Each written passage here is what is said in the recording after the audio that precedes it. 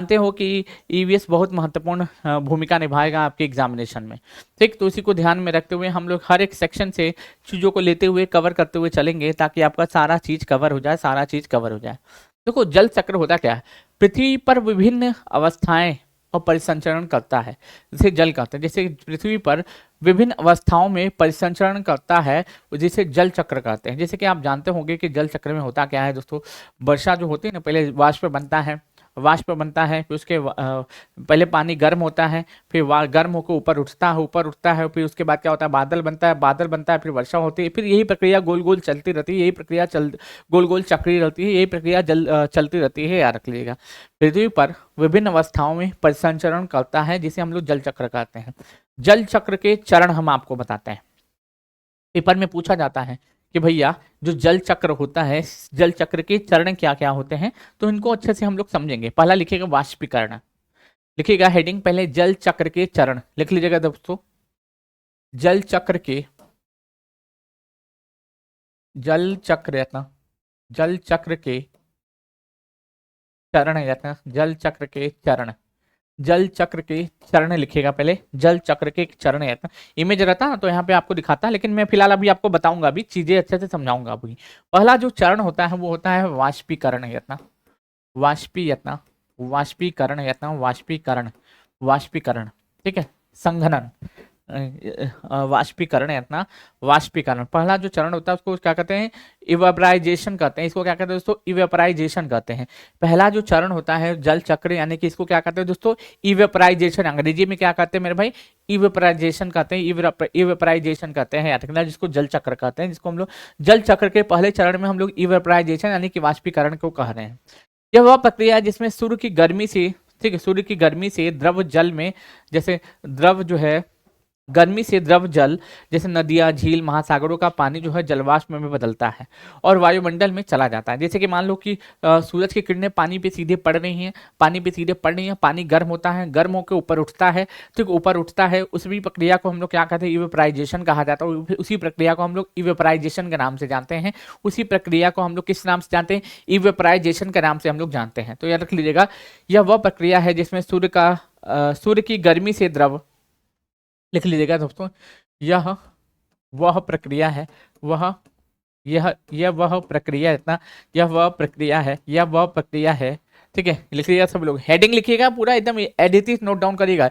यह वह प्रक्रिया है जिसमें सूर्य की गर्मी से इतना, जिसमें इतना, जिसमें इतना सूर्य इतना, सूर्य की गर्मी जो होती है, सूर्य की गर्मी इतना, सूर्य की गर्मी से द्रव, सूर्य की गर्मी से जो द्रव होता है, द्रव यत्न, ये द्रव जल, सूर्य की गर्मी से द्रव जल क्या होता है दोस्तों, ये वह प्रक्रिया है, इवेपराइजेशन वह प्रक्रिया है जिसमें सूर्य की गर्मी से द्रव जल, द्रव जल, ठीक है, द्रव जल जैसे नदियां, झील, महासागर का पानी, ठीक है, नदियां आते हैं, नदियां, झील, ठीक है, नदियां, झील, महासागर यत्ना, महासागर का जो पानी होता है, नदियां, झील, महासागर का जो पानी होता है, वो क्या होता है मेरे में, नदियां, झील, महासागर का पानी गैस, जलवाष्प में बदलता है, ठीक है। क्या होता है दोस्तों, जलवाष्प यत्ना, जलवाष्प में बदलता है,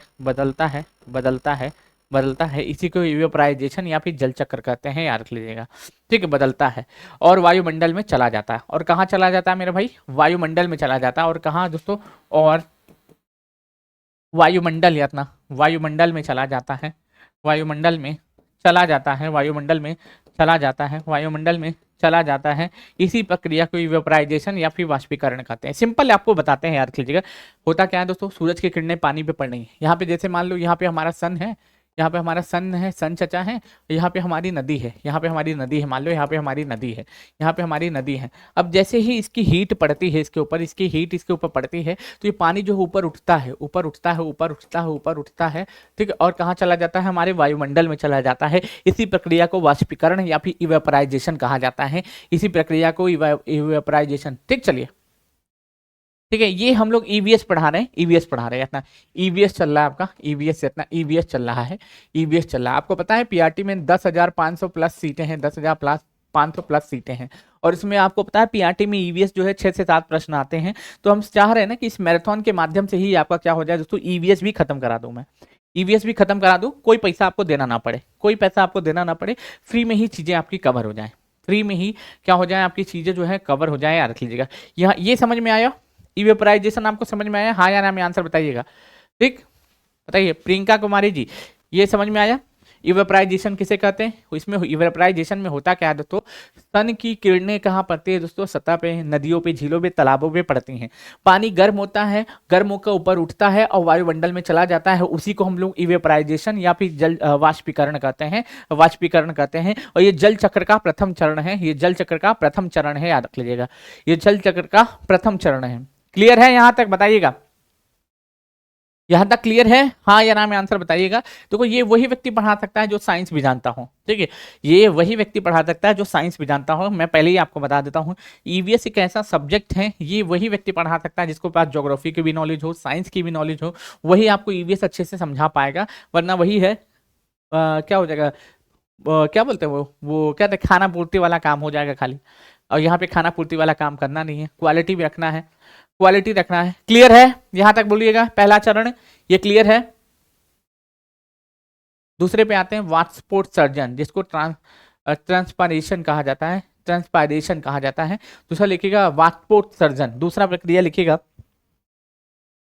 वास्पो, लिख लीजिएगा सब लोग, दूसरा प्रक्रिया लिखिएगा वास्पो, या वास्पो उत्सर्जन, वास्पोर्ट सर्जन, रखना वास्पोर्ट सर्जन कहा जाता है, वास्पोर्ट सर्जन कहा जाता है। दूसरा जो प्रक्रिया है इसको हम लोग क्या कहते हैं, वाष्पोर्ट सर्जन कहते हैं। ये एक प्रकार का वाष्पीकरण है, यह एक विशेष एक प्रकार का वाष्पीकरण है, यह एक प्रकार का वाष्पीकरण है, ये एक प्रकार का वाष्पीकरण है। लिख लीजिएगा सब लोग, यह जो है यह एक प्रकार का, एक प्रकार का क्या है दोस्तों, वाष्पीकरण है अपना, वाष्पीकरण है अपना, वाष्पीकरण है, यह एक प्रकार का वाष्पीकरण है। यह एक प्रकार का क्या है दोस्तों, वाष्पीकरण है, जो पौधों की पत्तियों से होता है। जो किससे होता है दोस्तों, जो पौधों यत्ना, पौधों यत्ना, जो पौधों की यत्ना, पौधों की पत्तियों यत्ना, पत्तियों से होता है, पौधों की पत्तियों से होता है, पौधों की पत्तियों से होता है, जो कि पौधों की किससे दोस्तों, पत्तियों से होता है। पौधे अपनी जड़ों से पानी सोखते हैं, ठीक है, पौधे अपने जड़ों से पानी को सोखते हैं। लिखिएगा सब लोग, जो पौधे होते हैं ना, ये पौधे क्या करते हैं, अपने अपने जड़ों से अपना जड़ों से पानी को सोखते हैं।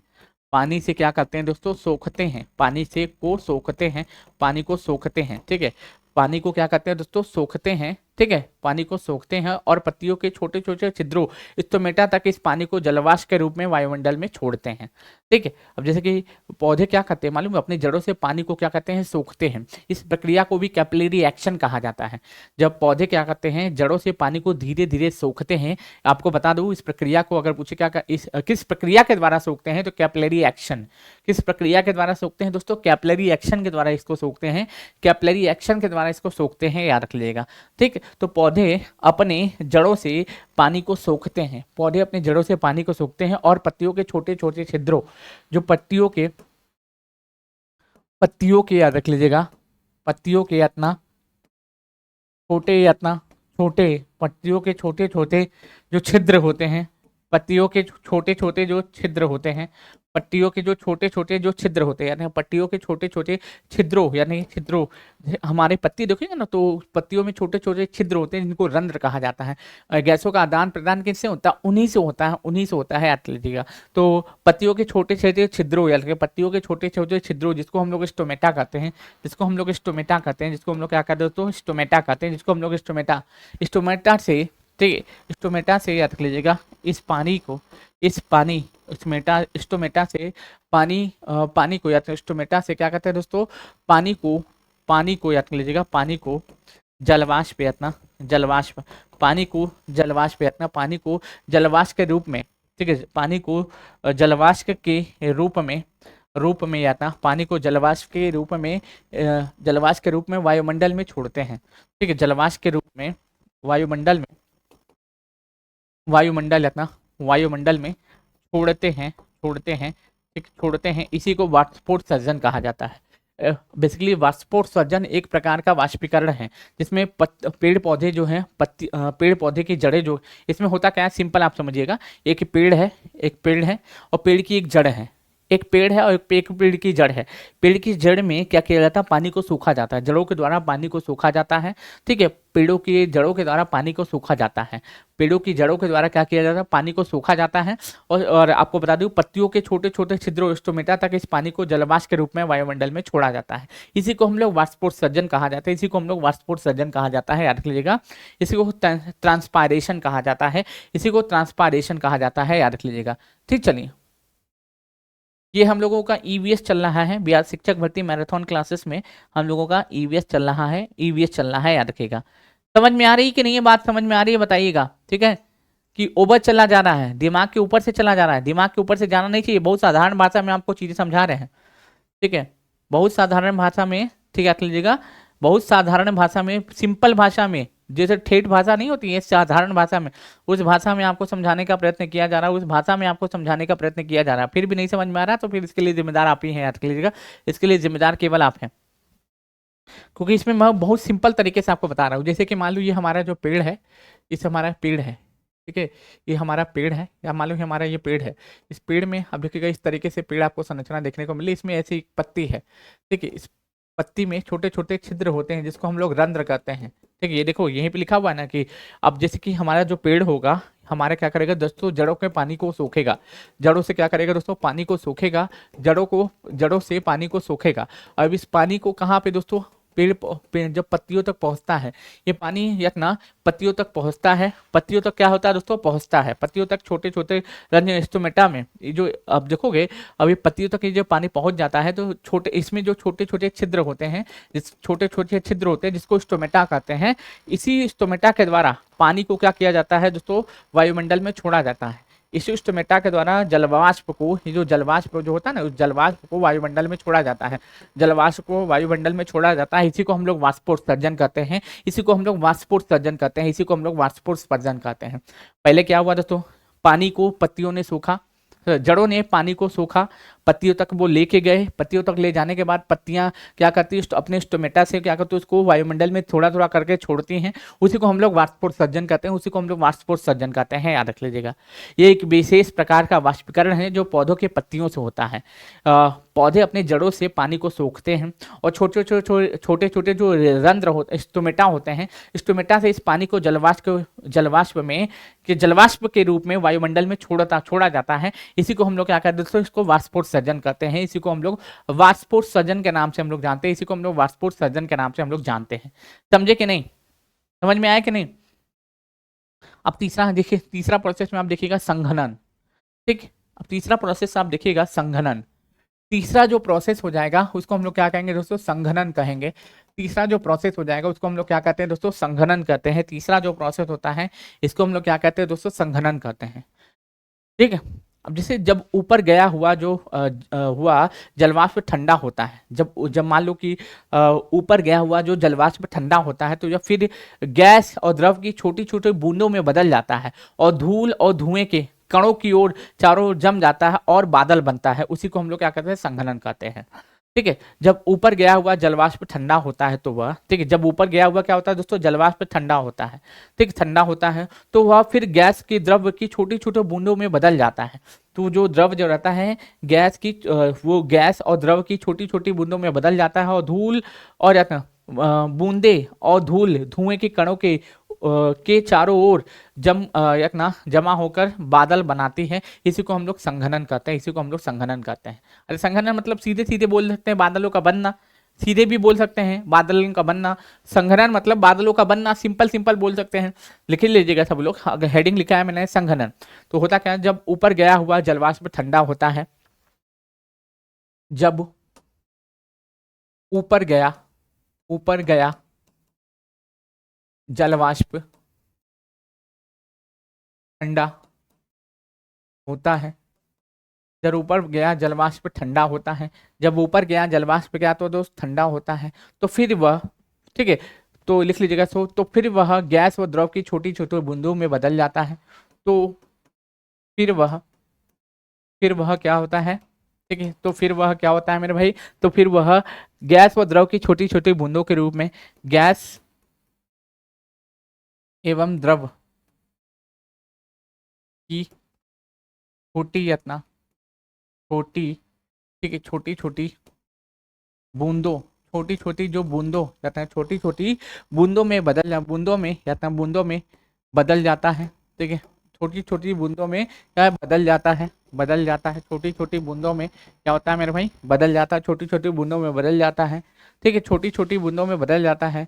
बूंदे धूल और धुएं, बूंदे धूल और धुएं के कणों में, बूंदे जो होती है ना, बूंदे जो होती हैं धूल और यातना धूल और धुएं, धूल और धुएं यातना, बूंदे जो होती हैं धूल और धुएं यातना, बूंदे धूल और धुएं के कणों के, ठीक है, के कणों यातना, बूंदे धूल और धुएं के कणों यातना, कणों के चारों ओर, कणों के चारों, ठीक है, कणों के चारों ओर, ठीक है, और यातना और जमा होकर यातना, जमा होकर यातना, जमा होकर जमा होकर बादल बनाती हैं। बादल क्या है दोस्तों, बादल बनाती हैं, बादल बनाती हैं, बादल बनाती हैं। इसे ही क्या कहते हैं दोस्तों, इसे ही संघनन कहते हैं, इसे ही संघनन कहते हैं, इसे ही संघनन कहते हैं। ठीक है, थोड़ा थोड़ा पढ़ने से अब सिलेक्शन नहीं होगा, इतना डेप्थ में जाके आपको पढ़ना पड़ेगा। सर कब कौन सा सब्जेक्ट, ये मैराथन क्लासेस है, इसमें तो हर एक सब्जेक्ट चलेगा। ये मैराथन क्लासेस है तो जाहिर सी बात है इसमें हर एक सब्जेक्ट चलेगा। यहां तक समझ में आया किसी को? हमने अभी तक तीन ही चीजें समझाई हैं। पहला हमने आपको बताया क्या दोस्तों, पहले हमने बताया वाटर साइकिल के, वाटर साइकिल आज हम लोग पढ़ रहे हैं। उसमें पहला जो चरण होता है वाष्पीकरण होता है, ये वाष्पीकरण मैंने बताया। ठीक है, पहला चरण हमने इसमें वाष्पीकरण आपको समझाया। दूसरा चरण इसमें हमने आपको वाष्पोत्सर्जन पढ़ाया। अब तीसरा चरण हम लोग संघनन बता रहे हैं, जिसमें क्या होता है दोस्तों, बादल बनते हैं। तीसरा चरण हमने क्या बताया दोस्तों, संघनन बताया जिसमें बादल बनते हैं। और चौथा क्या होता है, जिसमें वर्षण होता है। ठीक है, इसमें क्या होता है, चौथे चरण में क्या होता है दोस्तों, वर्षण होता है। चौथे चरण में क्या होता है, वर्षण होता है। चौथा चरण लिखिएगा वर्षण यातना, वर्षण यातना, वर्षण हो जाएगा। चौथा चरण हो जाएगा वर्षण हो जाएगा। थोड़ा सा हम लोग डेप्थ में जाके पढ़ रहे हैं, थोड़ा सा ज्यादा हम लोग डेप्थ में जाके पढ़ रहे हैं, क्योंकि पेपर में यहीं से क्वेश्चन पूछेगा। सर पीजीटी बॉटनी का क्लास कब होता है? पीजीटी बॉटनी का क्लास तो नहीं होता है हमारे यहाँ। पीजीटी बॉटनी का क्लास तो हमारे यहाँ नहीं होता है, जो बात है साहब नहीं होता है। बीजीटी बॉटनी का क्लास तो हमारे यहाँ नहीं होता है भाई। ठीक, वर्षण, जब बादल में पानी बूंदे भारी हो जाती है, जब बादल में पानी की बूंदें जो भारी हो जाती हैं, ठीक है, तो वह पृथ्वी की सतह पर गिरती हैं। यह पानी वर्षा, रेन, हिमकुष्ट, ओलावृष्टि या फिर विभिन्न नामों से जाना जाता है। जब बादल में पानी की बूंदें भारी हो जाती हैं, जब बादल में पानी की बूंदें क्या हो जाती है, भारी हो जाती है। लिख लीजिएगा सब लोग, वर्षण में पहले लिखिएगा, जब बादल में पानी की बूंदें भारी हो जाती हैं, जब बादल में पानी की यातना, पानी की बूंदें यातना, पानी की बूंदें भारी हो जाती हैं। पानी की बूंदें क्या हो जाती है दोस्तों, भारी हो जाती हैं, हो जाती हैं, फिर भारी हो जाती हैं। जब बादल में पानी की बूंदें क्या हो जाती है मेरे भाई, भारी हो जाती है। जब बादल में पानी की बूंदें भारी हो जाती हैं तो वो पृथ्वी की सतह पर गिरती हैं। ठीक है, तो वह, ठीक है, तो वह पृथ्वी इतना, पृथ्वी की सतह है इतना, सतह पर गिरती हैं। ठीक, इस पृथ्वी की सतह पर गिरती हैं। इनको अन्य नामों, कई नामों से जाना जाता है। तो यह वर्षा, पानी, हिमवृष्टि, देखो जैसे कि मतलब पहाड़ों पे आप जाइएगा, ऊंचाइयों पे जाइएगा, तो जो पानी जो होता है ना, वो जो क्या होता है, ठोस अवस्था में हो जाता है, तब्दील हो जाता है, तो वहाँ पे उसको ओलावृष्टि भी कहा जाता है। ठीक है, हिमवृष्टि भी कहा जाता है, या फिर इसे क्या है, हेल के नाम से भी जाना जाता है, या फिर इसे वर्षा के नाम से भी जाना जाता है। जो जब होता क्या है दोस्तों, बादल में, वर्षण में होता क्या है, जब बादल में पानी की बूंदें भारी हो जाती है तो पृथ्वी की सतह पर ये गिरती हैं, तो इसे क्या कहा जाता है पता है, इसे ही वर्षण कहा जाता है, इसे ही वर्षा कहा जाता है। अलग अलग स्थानों पे अलग अलग नाम से जाना जाता है। बेसिकली होता क्या, पहाड़ों पे होगा तो हिमवृष्टि कहा जाएगा, और सतह पे होगा, मैदानों पे होगा तो उसको वाटर यानी कि पानी कहा जाएगा। तो इसे क्या कहा जाता है दोस्तों, इसे वर्षा कहा जाता है, इसे क्या कहा जाता है, वर्षा कहा जाता है। ठीक है, इसी को क्या कहते हैं दोस्तों, हिमवृष्टि कहा जाता है, इसी को हिमवृष्टि कहा जाता है, इसी को हिमवृष्टि कहा जाता है, इसी को हिमवृष्टि कहा जाता है, इसी को हिमवृष्टि कहा जाता है, इसी को ओलावृष्टि भी कहा जाता है, या फिर इसे ओलावृष्टि भी कहा जाता है। इसे ओला वृष्टि यत्न ओलावृष्टि भी कहा जाता है, ओलावृष्टि भी कहा जाता है, ओलावृष्टि भी कहा जाता है, या फिर हेल, ठीक है, ओलावृष्टि या फिर हेल के यत्न ओलावृष्टि यानी कि हेल के रूप में नीचे आता है, ओलावृष्टि या फिर हेल के रूप में नीचे आता है, ओलावृष्टि या फिर हेल के रूप में नीचे आता है। जैसे वर्षा यानी कि रेन, ठीक है, हिमवृष्टि यानी कि स्नो, ओलावृष्टि यानी कि हेल के रूप में नीचे आता है, हेल के रूप में ये नीचे आता है, हेल के रूप में क्या आता है दोस्तों, नीचे आता है हेल के रूप में ये नीचे आता है, इसी को हम लोग वर्षण कहते हैं, इसी को हम लोग क्या कहते हैं दोस्तों, वर्षण कहते हैं। क्लियर है यहां तक?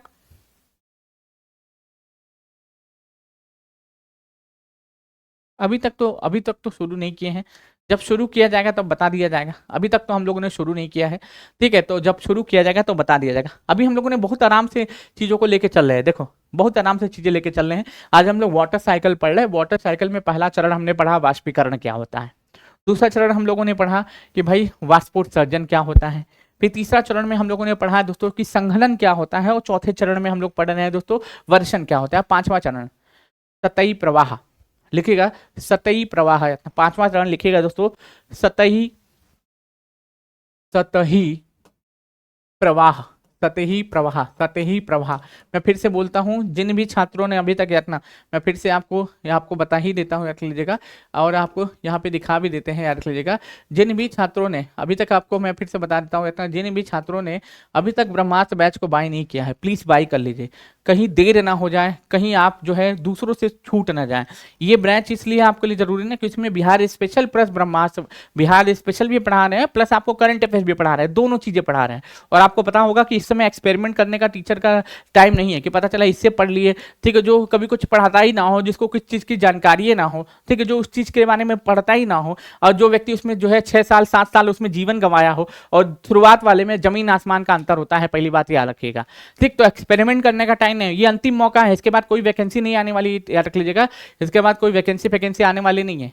आएगी भी तो खाली मालूम है क्या आएगा, 500 1000 वह आ जाए तो सौभाग्य है, वरना 2-3 साल तक भूल जाओ कि बिहार में कोई वैकेंसी आने वाली है। तो ये अंतिम वैकेंसी है, ये अंतिम ही मौका है, ठीक है। एक तो बिहार सरकार इतनी झूठी है कि इसके ऊपर मुझे 1% भरोसा नहीं होता है। दूसरा, जब वैकेंसी आ रही है तो एक्सपेरिमेंट करने का टाइम नहीं है, इसलिए बोल रहे हैं, डरा नहीं रहे हैं, आपको आगाह कर रहे हैं और सच बोल रहे हैं, याद रख लीजिएगा, वरना बहुत लेट हो जाएगी। एक्सपेरिमेंट करोगे, फिर से बोल रहे हैं, एक्सपेरिमेंट करने का टाइम इस समय है ही नहीं कि तुम एक्सपेरिमेंट कर सको, समझे कि नहीं।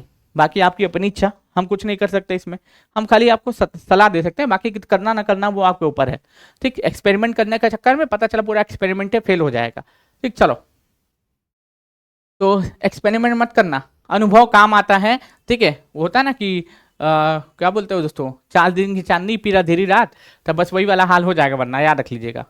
इसलिए बोल रहे हैं एक्सपेरिमेंट तो बिल्कुल करना ही मत किसी भी टीचर पे।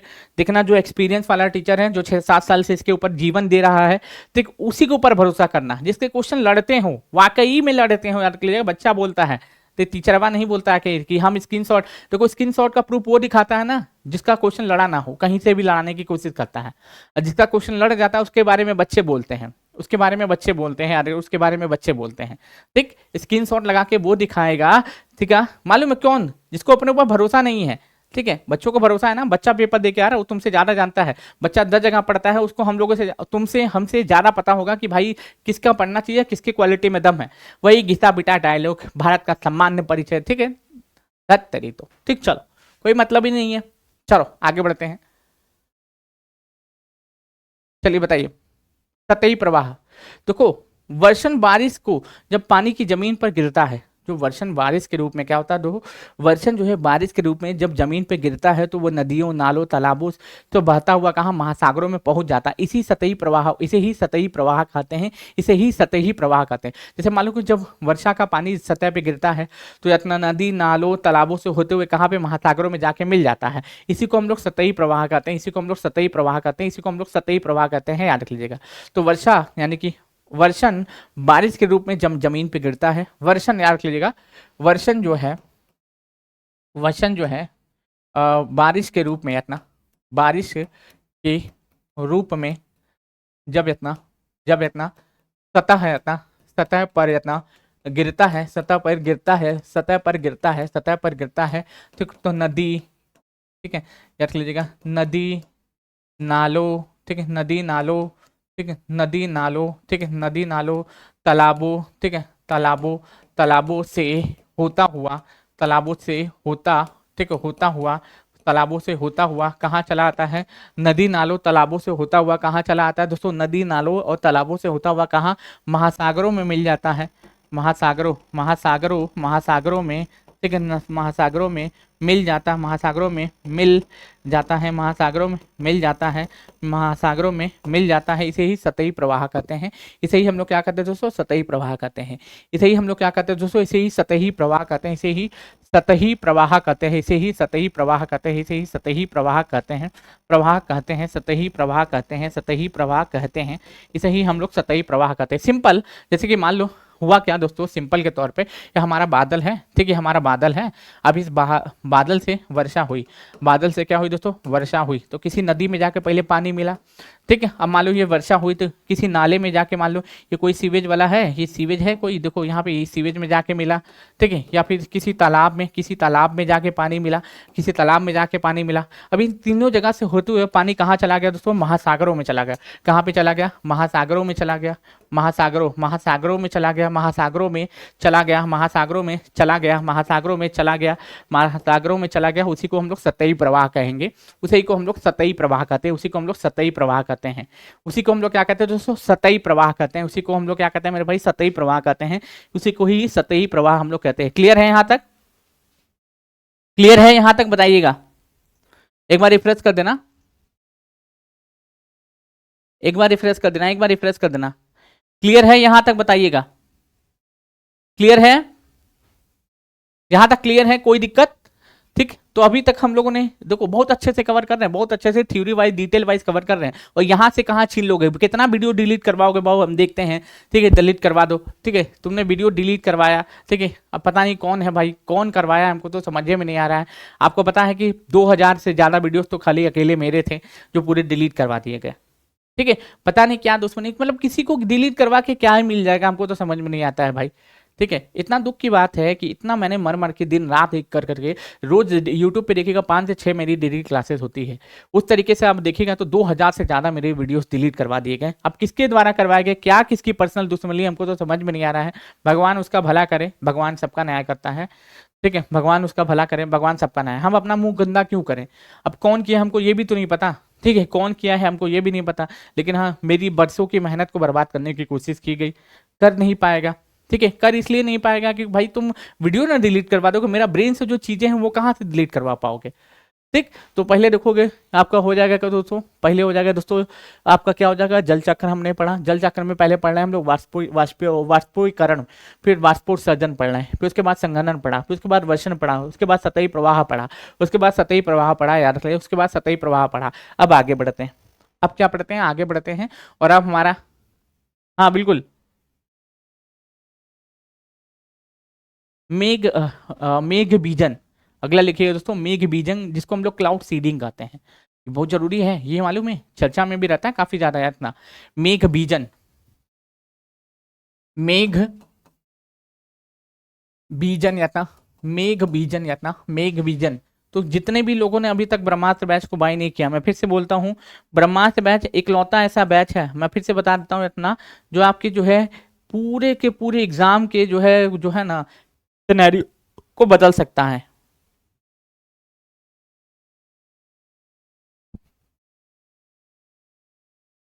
इसको मालूम है, मेघ विजन यानी कि इसको क्लाउड सीडिंग यानी कि इसको क्या कहा जाता है पता है, मेघ विजन एक ऐसी तकनीक है जिसका उपयोग करके, ठीक है, कृत्रिम वर्षा कराने के लिए किया जाता है। बेसिकली इसको क्लाउड सीडिंग भी कहा जाता है, इसको क्लाउड सीडिंग भी कहा जाता है। इसमें क्या किया जाता है, सिल्वर आयोडाइड का छिड़काव किया जाता है, वायुमंडल में सिल्वर आयोडाइड का छिड़काव किया जाता है, उससे क्या होता है दोस्तों, बादल बनते हैं, फिर बादल बनते हैं, उसी से क्या होता है दोस्तों, वर्षा होता है, उसी से क्या होता है दोस्तों, वर्षा होता है, उसी को हम लोग मेघ बीजन के नाम से हम लोग जानते हैं, इसी को क्लाउड सीडिंग के नाम से हम लोग जानते हैं। तो मेघ बीजन एक ऐसी तकनीक है जिसका उपयोग बादलों के में बीज सीड डाल करके, यानी कि क्या है, सिल्वर आयोडाइड का छिड़काव कर करके क्या किया जाता है दोस्तों, बादल बनाया जाता है, उन बादलों से जो वर्षा होती है उसी को क्लाउड सीडिंग या फिर मेघ बीजन कहा जाता है। लिखिएगा, मेघ बीजन एक ऐसी तकनीक है, अलग कलर से लिखते हैं, मेघ यातना, मेघ बीजन यातना, मेघ बीजन एक ऐसी यातना, एक ऐसी तकनीक है, मेघ बीजन एक ऐसी तकनीक है, लिखिएगा सब लोग, मेघ बीजन एक ऐसी तकनीक है तकनीक है जिसका जिसका ये रख लीजिएगा दोस्तों, जिसका उपयोग, ठीक है, जिसका उपयोग रखना, जिसका जो उपयोग होता है वो किसके लिए किया जाता है, जिसका उपयोग बादलों में बीज रखना, बादलों में रख लीजिएगा, बादलों में बीज रख लीजिएगा सभी लोग, बादलों में बीज डालकर, बादलों में बीज डालकर जाता, बादलों में बीज डालकर, अरे वो वाला बीज नहीं डाल देते हैं जैसे कुछ भी डाल दोगे, ठीक है, बीज डाल के यानी कि क्या है दोस्तों, सिल्वर हट का छिड़काव करते हैं, कृत्रिम वर्षा यातना डालकर, कृत्रिम यातना कृत्रिम वर्षा, ठीक है, कराने के लिए किया जाता है, कृत्रिम वर्षा कराने कराने के लिए कराने के लिए किया जाता है, किया जाता है, किया जाता है, किया जाता है, ठीक है, किया जाता है। जैसे कि मान लो उसमें कुछ जैसे रसायनों का छिड़काव किया जाता है, वायुमंडल में, एटमॉस्फेयर में विशेष रसायनों को बादलों में छिड़का जाता है, ठीक है, वायुमंडल में क्या किया जाता है, विशेष रसायनों को छिड़का जाता है। इसमें होता क्या है दोस्तों, वायुमंडल में विशेष यातना रसायन रसायन का छिड़काव विशेष रसायन का छिड़काव होता है। वायुमंडल में क्या होता है दोस्तों, विशेष रसायन का छिड़काव होता है, ठीक है, और उससे क्या होता है, उपयोग करके क्या है, बादल को क्रिएट किया जाता है, बादल को क्या किया जाता है दोस्तों, क्रिएट किया जाता है, जिससे क्या होता है दोस्तों, वर्षा होती है। अब इसमें कई सारी चीज़ें होती है, जैसे कि मान लो सिल्वर आयोडाइड, उपयोग किए जाने वाले रसायन कौन कौन से, कभी कभी पेपर में ये भी पूछ लिया जाता है, उपयोग किए जाने वाले रसायन, उपयोग किए जाने वाले रसायन, ठीक है, रसायन। अब होता क्या है ना, कहीं कहीं पे देखो कि वायुमंडल बहुत जहरीली हो जाती है, सांस लेना मुश्किल हो जाता है, वहां पे भी करवाया जाता है, कहीं पे जो सूखा पड़ा रहता है, वर्षा नहीं होती है, वहां पे भी इसका इस्तेमाल करके करवाने का प्रयत्न किया जाता है, ठीक है। तो एक अच्छी तकनीक है, जिससे जहाँ पे वर्षा नहीं होती है वहां पे वर्षा भी प्राप्त हो जाती है, और साथ ही साथ जिससे जहाँ पे वर्षा नहीं होती है वर्षा भी प्राप्त हो जाती है। दूसरा आपको ये फायदा होता है कि आपको क्या होता है, वायुमंडल अगर मान लो बहुत ज्यादा क्या होता है, जैसे दिल्ली की बुरानी में आईआईटी कानपुर ने करवाने का प्रयत्न किया था, असफल रहे थे, नहीं सफल हो पाए थे, लेकिन ठीक है, तकनीक है हमारे पास, इस्तेमाल करते हैं, हो भी जाती है वर्षा। तो विशेष रसायन वो कौन कौन से हैं जिनका इस्तेमाल किया जाता है, सिल्वर आयोडाइड, पहला लिखिएगा दोस्तों, सिल्वर सिल्वर आयोडाइड है ना, सिल्वर आयोडाइड पहला रसायन। दूसरा रसायन आप देखिएगा क्या हो जाएगा, पोटेशियम आयोडाइड हो जाएगा, पोटेशियम रख लीजिएगा दोस्तों, तो लिखिएगा पोटेशियम इतना, पोटेशियम। दूसरा लिखिएगा दोस्तों पोटेशियम आयोडाइड, पोटेशियम आयोडाइड है इतना, आयोडाइड, पोटेशियम आयोडाइड। तीसरा लिखिएगा दोस्तों शुष्क बर्फ, ठीक है, तीसरा लिखिएगा दोस्तों। अब बेसिकली होता क्या है दोस्तों, सिल्वर आयोडाइड, ठीक है, जिसको AgL से दर्शाते हैं, पोटेशियम आयोडाइड और रखना, और शुष्क बर्फ रखना क्या होता है दोस्तों, ये ड्राई आइस यानी कि सॉलिड बर्फ यानी कि शुष्क बर्फ, ठीक है, क्या हो जाएगा दोस्तों, शुष्क बर्फ रखना, शुष्क बर्फ। अब होता क्या मेरे भाई, सिल्वर डाइऑक्साइड मेनली आपको इस्तेमाल किया जाता है, सिल्वर डाइऑक्साइड का वायुमंडल में क्या किया जाता है, छिड़काव किया जाता है, इससे क्या होते हैं, बादल बनते हैं, और बादल बनते हैं इससे क्या होती है, वर्षा होती है, इससे क्या होती है दोस्तों, वर्षा बनती है।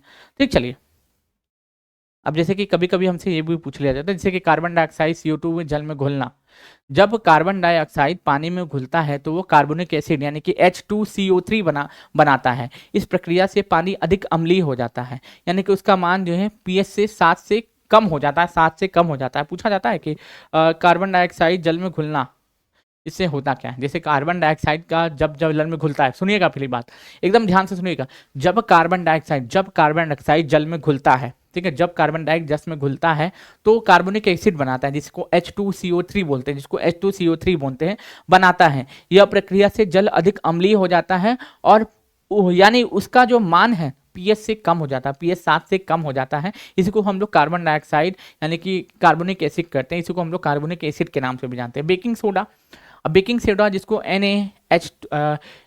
NaHCO3 हम लोग बोलते हैं, बेकिंग सोडा एक क्षारीय एल्कलाइन है। बेकिंग सोडा क्या है, एक क्षारीय एल्कलाइन है, क्या होता है, एक पदार्थ है। जब ये पानी में घुल जाता है, जब ये पानी में घुल जाता है, बेकिंग सोडा जब पानी में घुल जाता है तो पानी का पीएच मान बढ़ाता है, जिससे वह कम अम्लीय या फिर क्षारीय हो जाता है, कम अम्लीय या फिर क्षारीय हो जाता है। इसी को हम लोग क्या कहते हैं दोस्तों, एल्कलाइन के नाम से भी जानते हैं, इसको हम लोग एल्कलाइन के नाम से भी जानते हैं। ये सारी चीज़ें मैंने आपको पढ़ाई भी हैं और पढ़ाऊंगा भी इतना, ये सारी चीज़ें मैंने पढ़ाई भी हैं और चीज़ों को मैं पढ़ाऊंगा भी, याद रख लीजिएगा। महासागरीय लवणता,